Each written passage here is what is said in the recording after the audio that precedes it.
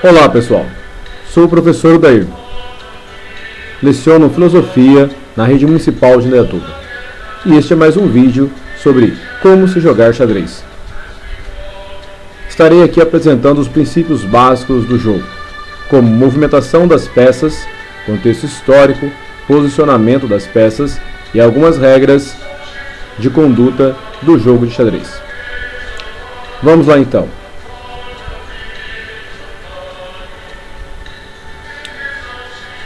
Os objetivos de se ensinar xadrez para os alunos está no fato de despertar interesse pelo jogo, ensinar as regras e os princípios básicos desse jogo, que é um jogo milenar, sanar possíveis dúvidas sobre o jogo para aqueles alunos que já praticam o xadrez e demonstrar a beleza, a importância e a ciência do jogo de xadrez.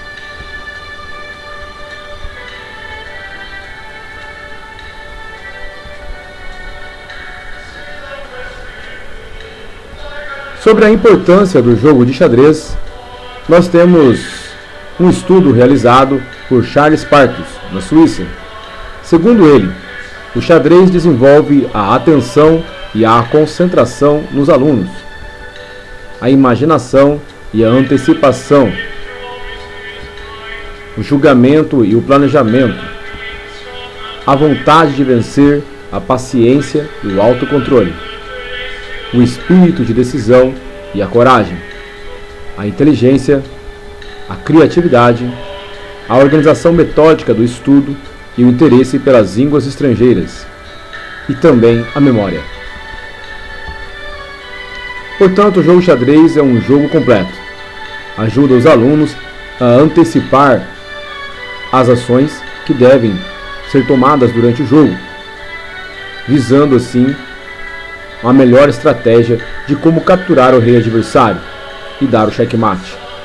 Desenvolve a memória do aluno, o momento que ele deve se lembrar de cada passo de sua jogada, lembrar das regras do jogo, lembrar da movimentação das peças, do posicionamento e também daqueles estudos que nós temos dos grandes mestres, cujas estratégias já estão feitas e que muitos enxadristas copiam. O xadrez, portanto, age no setor muito importante: a inteligência, a criatividade e o raciocínio.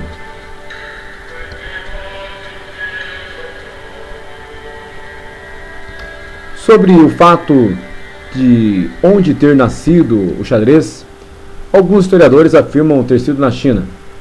No entanto, a maioria diz que o local de origem é a Índia, e o nome era chaturanga. Era praticado entre 4 jogadores, cada um com peças de uma cor: verde, amarelo, preto e vermelho. A chaturanga então passou da Índia para a Pérsia e transformou-se num jogo no qual aliou-se os jogadores que antes eram rivais. Assim sendo, nós passamos a ter apenas 2 jogadores e não mais 4. Criou-se também a figura do general, que mais tarde, nos séculos 10 a 15, vai se transformar em rainha ou dama. Novas regras foram criadas e assim como movimentos. Quem difundiu o xadrez pela Europa foram os árabes.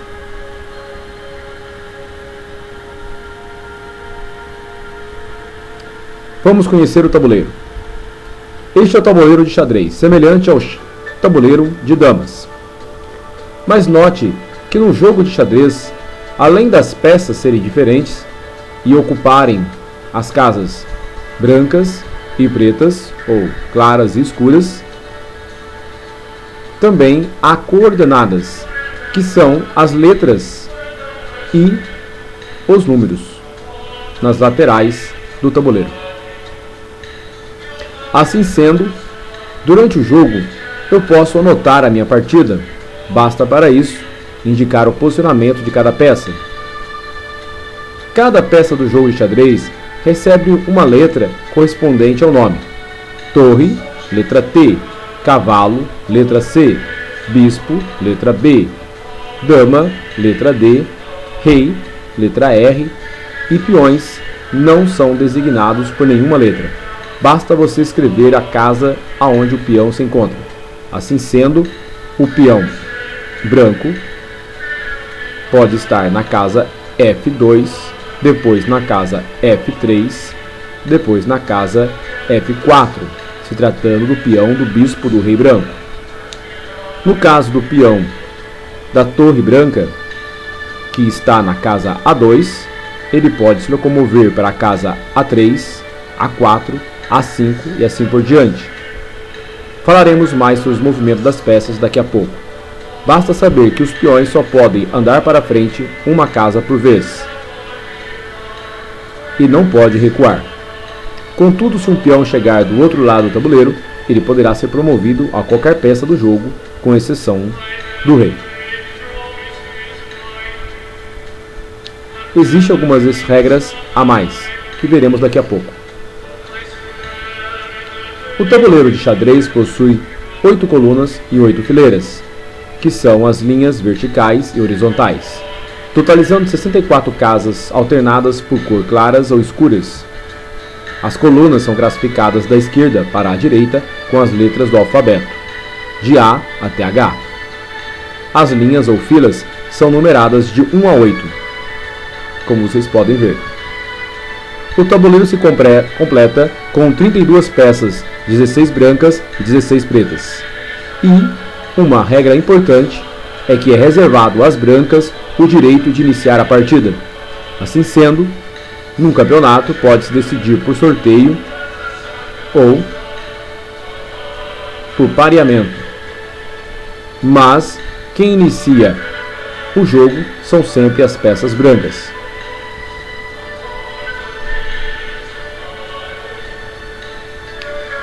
O movimento das peças do xadrez se dão nas linhas retas vertical e horizontal, o que denominamos de movimento ortogonal, pelas filas ou colunas.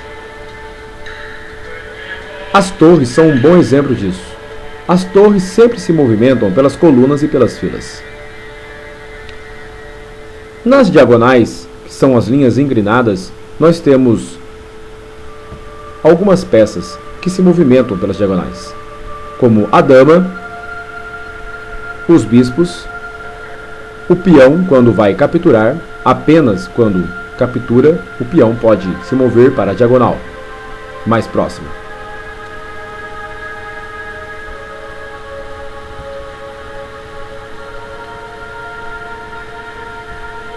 Veremos agora peça por peça. Conhecendo as peças, esta é a torre. Ela representava, ou ainda representa, os castelos medievais. São as peças de maior força no xadrez depois da rainha ou dama. O cavalo são as únicas peças que podem saltar por cima de outras peças, sejam elas adversárias ou não. Os bispos representam a influência da Igreja Católica nas decisões reais daquele tempo. No jogo, 2 bispos têm vantagem sobre 2 cavalos.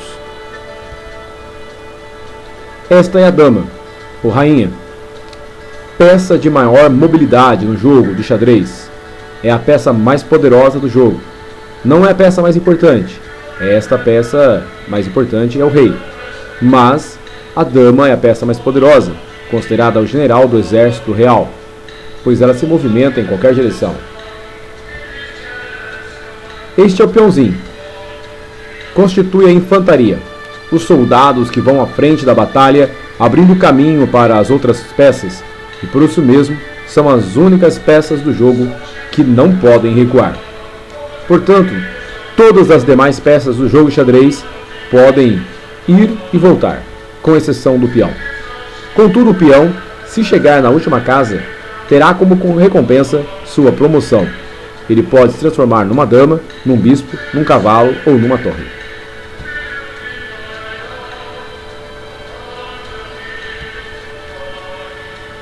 Observe o tabuleiro. Como estão posicionadas as peças do jogo. Note que algumas regras devem ser seguidas. Exemplo: a primeira casa à direita do jogador deve ser branca. Observe a torre branca na casa H1. Observe que a torre branca está sobre a casinha clara, da mesma forma que a torre negra na casa A8 está sobre a casa clara. Portanto, cada jogador, ao sentar para jogar o xadrez, deve observar se o seu tabuleiro está na posição correta, com a primeira casa à sua direita sendo da cor clara ou branca. As filas de 1 e 8, as filas 1 e 8 são ocupadas pelas peças mais importantes do jogo, na seguinte ordem: torre, cavalo, bispo, seguindo dama e rei, bispo, cavalo, torre. Note que cada setor do tabuleiro possui as suas peças pareadas. Assim, a ordem é torre, cavalo, bispo para a rainha, torre, cavalo, bispo para o rei. E à frente, as filas 2 e 7 são ocupadas pelos peões. 4 peões para a rainha, 4 peões para o rei, totalizando 8. Assim nós temos a ala da rainha e a ala do rei. Do outro lado, repete-se a sequência, observando uma regra importante. A regra número 4. A dama deve ser posicionada na casa de sua própria cor.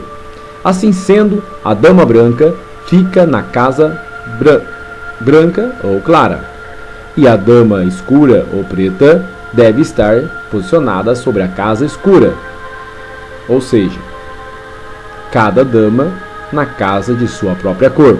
Isso evita que o rei fique de frente com a dama e possa levar um cheque precipitado. Muito bem. O próximo passo é nós conhecermos o movimento das peças do jogo. Primeiro, a torre. Observe que a torre tem um movimento em cruz. A torre pode andar quantas casas ela quiser, sempre na vertical ou na horizontal, portanto, pelas colunas e filas. O valor da torre é 5 pontos. O bispo pode andar quantas casas quiser, sempre pelas diagonais, da mesma cor da casa que ocupava no início da partida. Cada jogador possui 2 bispos. Um bispo é posicionado sobre uma casa clara e o outro sobre a casa escura. Portanto, desde o início da partida até o final do jogo, o bispo da casa clara só poderá movimentar-se pelas diagonais claras e o bispo da casa escura só poderá movimentar-se pelas diagonais escuras. Valor do bispo: 3 pontos. A dama, a peça mais poderosa do jogo, pode andar em qualquer direção, vertical, horizontal e também pelas diagonais, quantas casas ela quiser. O movimento da dama equivale ao movimento da torre e do bispo junto, e o seu valor é 9 pontos. O rei, apesar de ter um movimento igual ao da dama, ou melhor, semelhante ao da dama, o rei é uma peça muito fraca, uma peça de movimento limitado, pois a dama pode andar quantas casas quiser em qualquer direção. Já o rei não. O rei só pode se mover um lance por vez. Ou seja, seu movimento é muito limitado, muito restrito, a apenas uma casa que está ao seu redor, seja ela direita, esquerda, para baixo ou cima, ou para os diagonais. Quando o rei fica em perigo, dizemos que ele está em xeque, e se não puder escapar, o jogo termina, xeque-mate, que significa o rei está morto.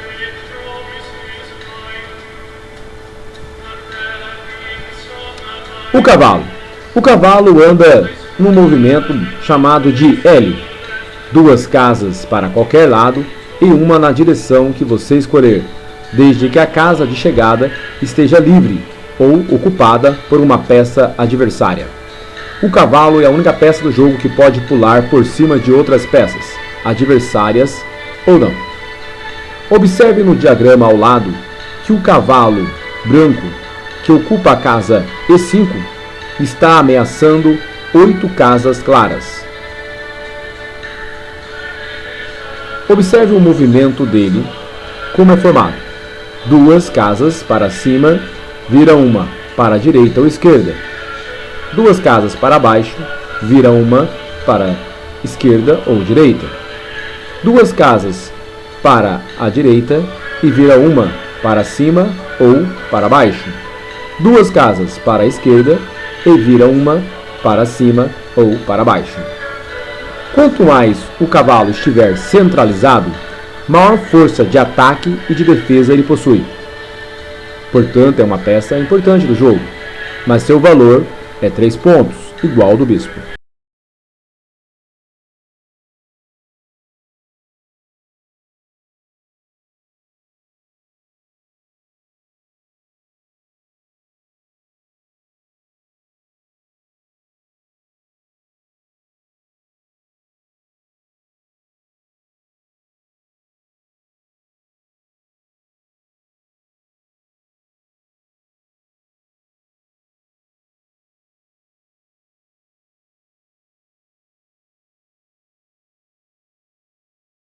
Disse alguma coisa, mas vamos repetir. O peão anda sempre para frente. No seu primeiro movimento, ele pode andar uma casa ou 2, mas apenas no seu primeiro movimento. Assim sendo, se você possui 8 peões, cada peão do seu tabuleiro poderá escolher avançar uma casa ou 2 no início do jogo. Depois, ele só pode andar uma casa por vez. O peão é a única peça do jogo que não pode voltar, mas se atingir a última casa do tabuleiro, é recompensado e pode se transformar em qualquer outra peça do jogo, com exceção do rei. Diferentemente das outras peças do jogo, o peão não captura no mesmo sentido em que se move, mas nas diagonais, no espaço de uma casa apenas. Seu valor é de 1 ponto. Uma dica muito importante. Procure iniciar uma partida de xadrez sempre com os peões da dama ou do rei, ou com os cavalos, que também devem ser centralizados.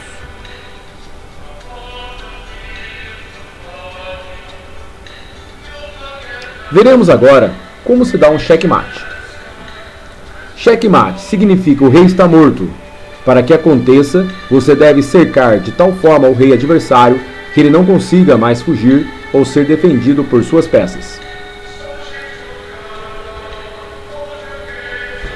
Vamos observar o diagrama ao lado.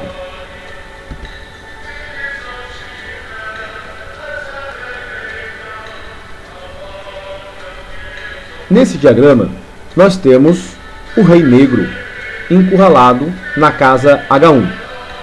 Observe que o rei branco está na casa F2 e, portanto, impedindo que o rei preto se aproxime da casa próxima ao rei branco, uma vez que um rei não pode se aproximar do outro. Isso seria se colocar em xeque, ou melhor. Portanto, o rei branco impede que o rei preto se mova para a casa G1 ou para a casa G2. Do mesmo modo, o cavalo da casa F3, o cavalo branco da casa F3, está impedindo também que o rei preto se mova para a casa G1 ou para a casa H2, lembrando que o movimento do cavalo é em L. Note agora a mudança. O cavalo branco que estava na casa F1, novamente, vamos ver, se move para a casa G3. Com isso, nós temos o lance do checkmate. Veja o que aconteceu.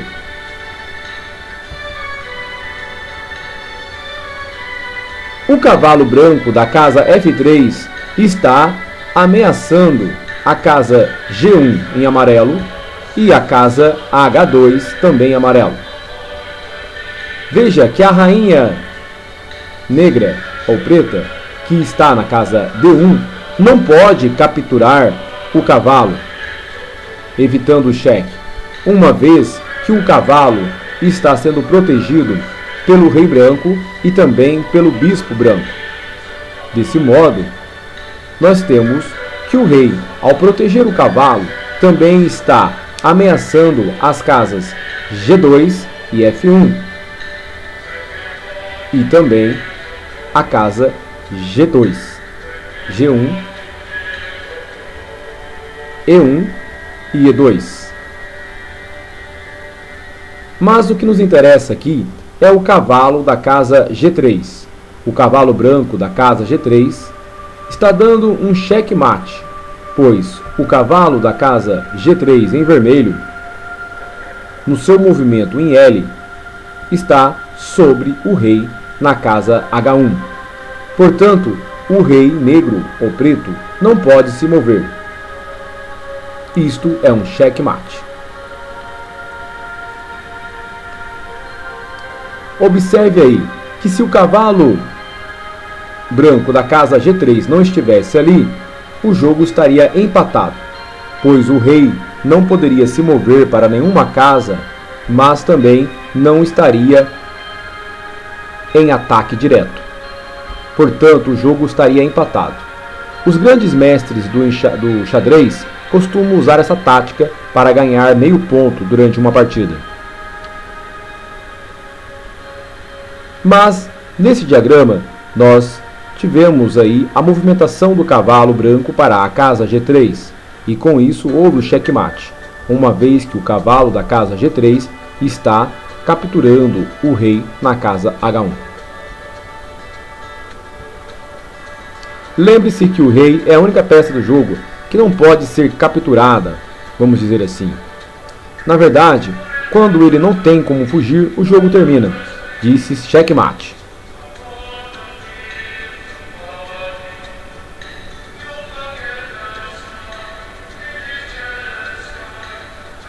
Algumas curiosidades sobre o xadrez. O xadrez, a música e a matemática são os únicos setores da atividade humana em que se conhecem casos de crianças prodígio. O xadrez é uma disciplina escolar obrigatória na Romênia e as notas em matemática dependem 33% do desempenho no xadrez. O campeão nacional absoluto mais jovem de todos os tempos, de todas as modalidades esportivas, é um jogador de xadrez. Trata-se do peruano Júlio Granda, Zuninga, campeão nacional aos 6 anos de idade. O xadrez é o único esporte em que uma mulher conseguiu conquistar um campeonato numa competição mista contra homens. Trata-se da campeã húngara Judith Polgár, considerada a melhor jogadora de todos os tempos. E a palavra checkmate vem da frase persa shamat, que significa o rei está morto.